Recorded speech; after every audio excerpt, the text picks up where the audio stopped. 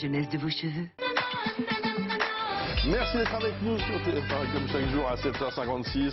La chronique Votre vie avec Benjamin Muller. Un député souhaite que les EHPAD ne puissent plus interdire à leurs pensionnaires de venir avec leur animal de compagnie. Ça veut dire qu'aujourd'hui, on force des personnes âgées, en l'occurrence, à se séparer de leur chien ou de leur chat? Bon, écoutez, on le sait, l'entrée dans un EHPAD, c'est déjà un événement douloureux pour les familles, bien souvent pour les personnes. Si en plus on doit les séparer de leur animal, on ajoute un traumatisme à cette angoisse qui est profonde, je n'invente rien. Ce député s'appelle Philippe Jouvin. Il souhaite, via un amendement, qu'un résident puisse, s'il le souhaite, et peu importe le lieu d'accueil, venir avec son animal de compagnie. La situation actuelle, elle est très variée. Ce sont les règlements intérieurs des EHPAD qui autorisent ou non la présence d'animaux. Le site Retraite Plus avance ce chiffre.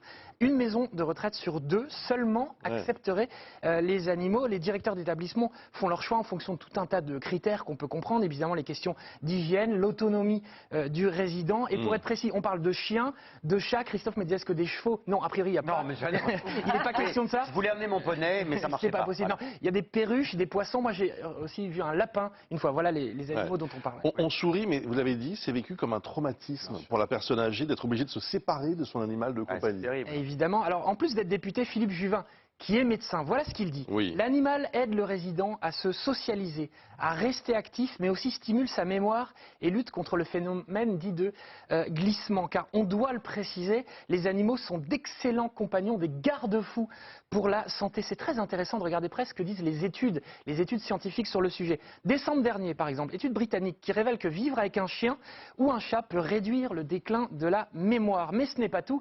Et à la limite, ce qui suit va intéresser tout le monde, bien au-delà de la simple question des EHPAD. Récemment, des études, j'invente rien là, si vous voulez, ce sont des choses médicales et scientifiques, nous apprennent que les animaux, c'est très bon pour la mémoire, pour toutes les questions cardiovasculaires, évidemment. Bah, c'est tout simple, on a un chien, on va le promener, on va fait balader l'activité Kiki physique, et voilà. on sort. Ouais. C'est très bon aussi pour lutter contre le stress et pour toutes les questions d'ordre social. Souvent, là aussi, avoir un chien fait que vous discutez avec le maître d'un autre chien et c'est très bon. Tout cela est documenté à tel point qu'on vante aujourd'hui les bienfaits de la zoothérapie et même de la médiation animale quand les animaux font partie intégrante du parcours de soins. Alors, pour être complet, cet amendement a été voté en première instance à l'Assemblée, mais a priori va être bloqué en commission au Sénat. Donc aujourd'hui, Philippe Juvin se bat pour que cet amendement soit rajouté. Alors, c'est pas du tout mon rôle de me positionner sur une proposition de loi, mais vous savez quoi?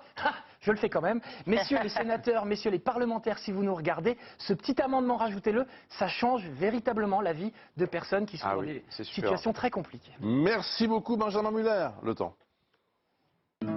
La météo